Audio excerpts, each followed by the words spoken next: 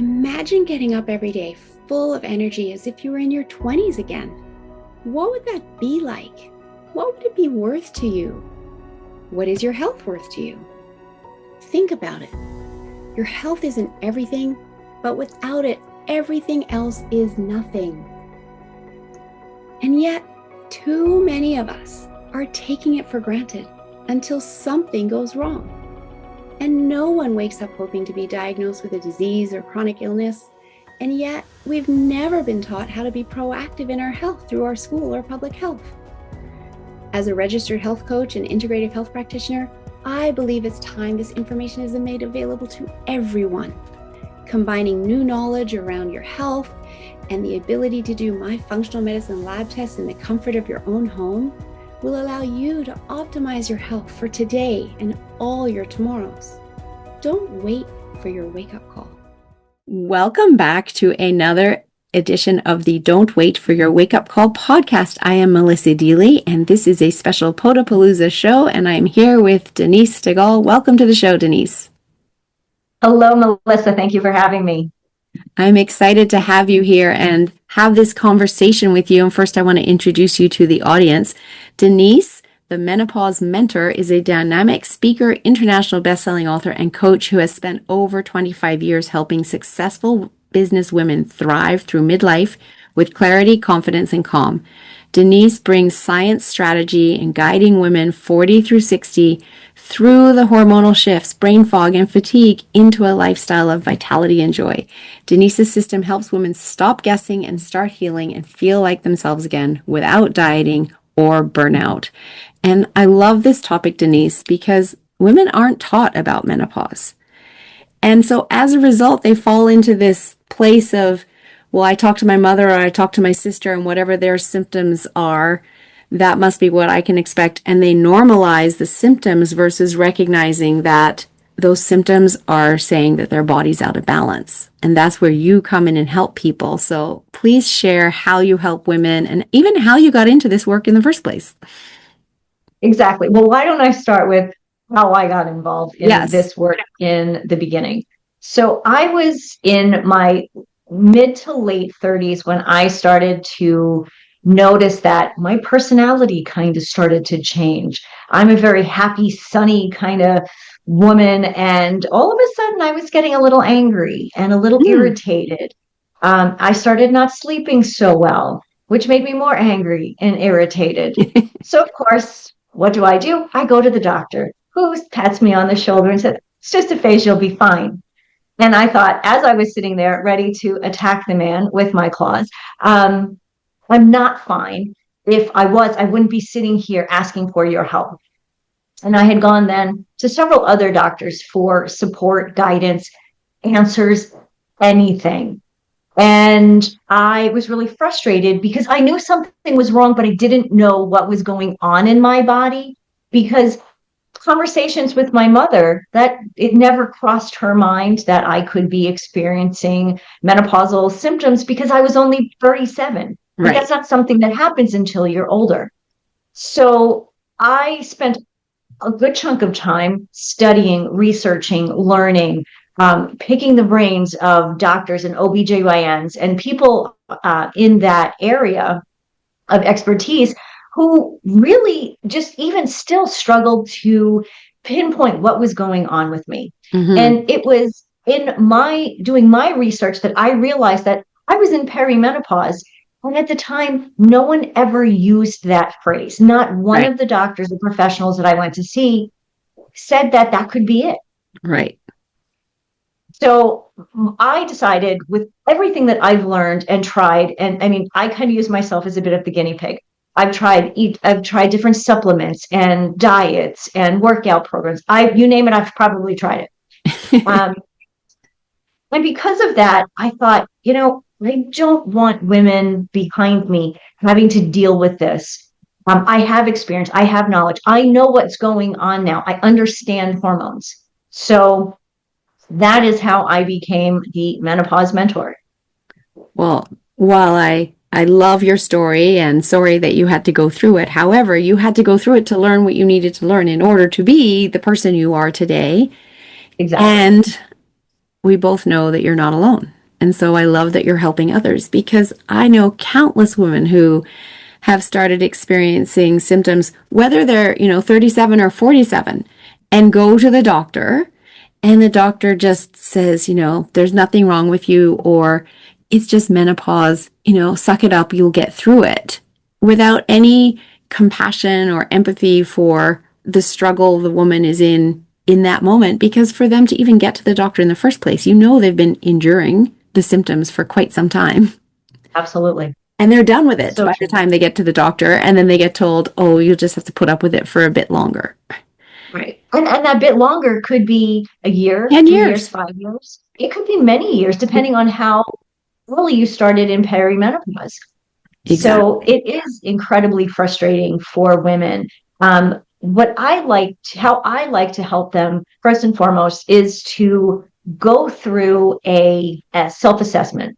Mm-hmm. And it asks all sorts of questions about what they're feeling, what they're experiencing in their sleep, in weight gain, libido, all of the things that we know that women struggle with and don't talk about during the menopause transition. And so once they go through that assessment, we can actually see which hormones are really affecting them the most. And we start there by addressing those hormones. Very often people will say, I don't have the energy, I've got brain fog and I'm not doing well at work. But when we actually start looking through and tracking what's going on, those things stem from the fact that they're not sleeping.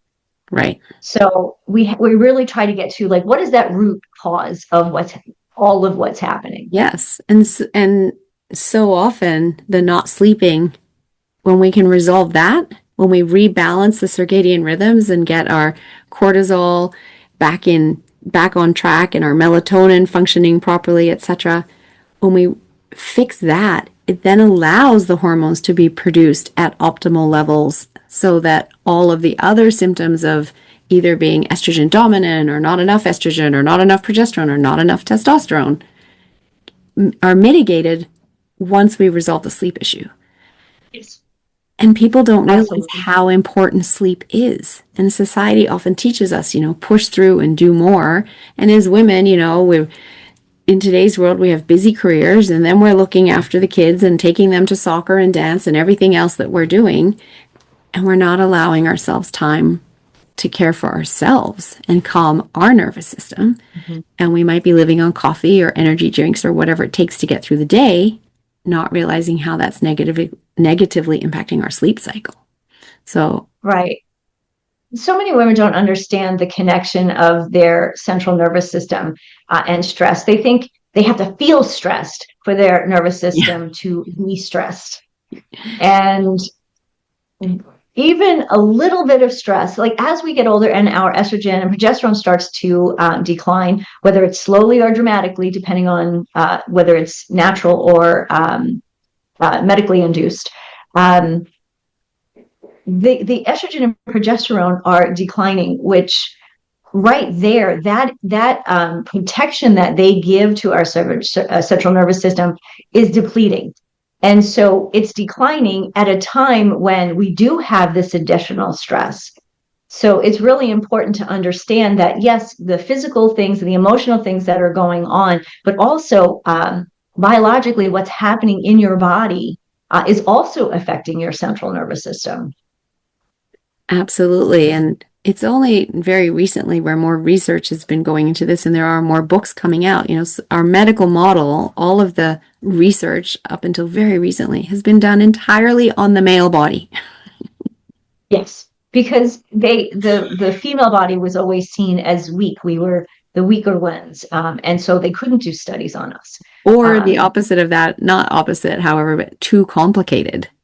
Because of our cycle, they didn't want to do the research on us because it was too complicated. The exciting thing about that now is there are so many more female physicians and researchers that are in the fields now. So there is research being done. But yes, 20, 30, 40 years ago, there really was nothing. And you're right, it was all studies were on men. And so they just kind of looked at women as, yes, a complicated case, but just like small men. And Exactly. We're not. And then they wonder why the symptoms that you have don't make any sense to them, because men don't experience it. They have their own hormonal changes as they go through life, and the symptoms are different because we're talking about different hormones. Exactly. And they tend to happen later in men than in women. Yes, absolutely. So I would love for you to share, one or two examples of clients that you have worked with, and not naming any names. However, they came to you and they were really struggling. And then as a result of you guiding them through rebalancing their sleep, rebalancing their hormones, their life has changed profoundly for the better and in a relatively short amount of time. Sure. So one of my most recent clients, when she first came to me, I hadn't seen her. She's somebody who I knew. I hadn't seen her in quite some time, like several years. And when I saw her, and she had seen what I was doing on social media. So when she saw me, she ran up to me and said, "You got to help me with these hot flashes." And I thought, okay, hold on, okay, tell me what's going on. And so when we had our first real conversation, I asked her, well, if, working together, what's the one goal that you want to accomplish? And she said, I want to lose the weight that I've gained. And I went, oh, okay, not what I was expecting, but it is actually what most women want when they come to me. Yes. They may have these other symptoms, but they really want to lose this weight that they have it was magically just appeared on their middle. And so I had her go through the self-assessment, and she really didn't want to believe that she had the amount of stress that she did. But I've known her, she's a single mom. She had her own business for many years, and then got to a point where, she needed more stability. So had quite recently sold that business and started working for a company. And just all of those changes in her life, in her it really affected her emotionally.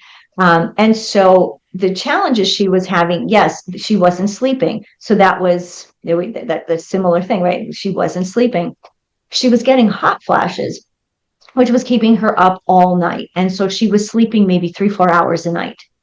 So that was affecting everything. And we know as cortisol rises, we have, as lucky us women, we tend to hold on to weight. So that was actually affecting her and really one of the causes of her weight gain. So the first thing we did after the assessment is we really tried to focus on her sleep and her nutrition. Her nutrition was all over the place. And just by focusing on those two things, within the first 3 weeks, she felt better. She said, actually, she felt different. Those were her words. She was sleeping a little bit better. It took us about 8 weeks for her to actually start to feel like she would sleep. Maybe she'd wake up once or twice in the night, but she'd still wake up feeling quite rested. Right. And so that to me was really what needed to happen first, was for her to be able to sleep in order to live a normal life and feel like she was accomplishing something. The nutrition, of course, helped because she was eating proper foods. She was eating on a more regular schedule. She wasn't eating late at night before she was trying to go to bed, which affected her sleep. Right. So there were a lot of things going on. But overall, her sleep got better. She started to lose weight. Actually, she started to lose inches first, not necessarily the weight on the scale, but she started to notice that her clothes started to fit better. So that was, to me, that was one of or to her specifically, that was one of the more exciting things, that her clothes fit better. She looked better and started to feel better. That's awesome. And that is what, that's kind of a gauge for people, because you look in your mirror and you see how you look, and you can notice your clothes fitting better. Whereas you don't really notice on a day-to-day basis your hormones changing, right? It's very hard for someone to measure that for themselves. Whereas the clothes fitting better and feeling better in our body as a result of our clothes fitting better and being happier as we look in the mirror, that's, something that they can notice and feel proud of for the work that they're doing, because they do have to put effort in, right? There is no magic pill to this. And again, we've been programmed by society to think that there's a pill for every ill, and we go to the doctor and, they'll fix us. We're not broken. We are not broken. Our hormones are changing as we go through menopause, so it's simply that they're out of balance, and we just need to be able to bring them back into balance. And when we improve the sleep and we reduce the stress, that's a huge first step in doing that. And then, of course, nutrition as well. Right. It really is about harmony. Like, I don't think of it so much as equal balance, because there's a lot of things at play here, but everything kind of working in a better harmony than like they did maybe when we were younger. Once they start working in better harmony, as we get older and our hormones are still changing, they can still work together in this nice way, and still decline, because it's what happens. Our estrogen and progesterone and testosterone levels are dropping. Yes. But if they're dropping in a more I'm going to use the word harmonious, synchronous way. Yes, that's a word I was looking for, synchronized way, rather than things just kind of dropping sporadically. We'll feel a lot better through the transition, and we'll manage our moods, our sleep, and our weight through the transition. Beautiful. So you mentioned an assessment, and I know that you have a lovely gift for the audience. Can you please share what that gift is, and then how people can get hold of you? Because, I'm sure there's thousands of menopausal women that might want to be reaching out to you. Certainly. So the tool that I mentioned, the assessment, is called the Menopause Hormone Clarity Tool, because we're looking for clarity here. What are the hormones that are affecting us right now? So that is, I think it's a 6-page assessment, and it goes through several different hormones. And it's a free tool that you can go onto my website. You can take the tool, you'll get some answers right away. And then if you want to have a call based on those answers, the ability to do that is right there as well. Beautiful. So what is your website then, so people can find that tool on your website? My website is denisestegall.com. Beautiful. I will make sure all of that is in the show notes. And Denise, I love to ask every guest that comes on the show, what does "don't wait for your wake-up call" mean to you? To me, that means know what is out there for you. Don't wait for something to happen. Learn, experience, be curious, rather than just waiting for something to fall in your lap. Go out and grab it, whatever it may be. I love that. Great answer. And I've asked every guest that's been on this show, and I've never had the same answer twice. And I love the idea of being curious. Yes. And as we wrap this episode, do you have any last words of wisdom that you would like to share with the audience? Yes, this is something I think is really important for us to understand. Menopause is not the end. It truly is our evolution. Beautiful, beautiful. The beginning of the rest of our lives, right? When women come into our wisdom, and the kids have left home in many cases, and now we get to live our mission, our passion, and be who we were. Absolutely. We get to live our lives again in the way that we want to. Yes. Yes. So that's another piece, is when women can look at menopause through that lens and celebrate it, rather than through the lens of it's just all of these symptoms that make you feel awful. Absolutely. And if you do feel awful, then reach out to Denise, because she can help you get over that so that you can get back to living your best life. So thank you so much, Denise, for coming onto the show and sharing your wisdom with the audience. I truly love this episode. And to my audience, thank you for tuning in each and every week and learning about your health and your wellness, and seeking tools in order for you to be able to live your best life. And if something in this episode resonates with you, reach out to Denise. Or if you know someone that needs this episode, please share it with them. I am am pleased to share with you a new training called Karma Code Timeline Therapy Practitioner Certification. This training is a powerful 3-day live on Zoom session teaching you how to help others in clearing all of their stuffed down emotion of anger, sadness, fear, hurt, guilt, rage, and shame, without them having to talk about any of the situations that ever caused the root of that anger, and release it from the cells in their body and have them feeling light. And also to release all of the BS stories running around in our head of being unlovable, unworthy, not good enough, powerless, etc., etc. And get rid of all of that chatter and allow them to have peace and quiet in their head. This training is transformational for your clients and for you, because during the training, you get to experience it both as a practitioner and a client, and release all of that garbage for yourself and clear out your emotional body, your mental body, and keep them clear so that all of that stuffed down emotion isn't causing dis-ease later in your life. Check out the show notes for the link. Our first training is happening in 2026.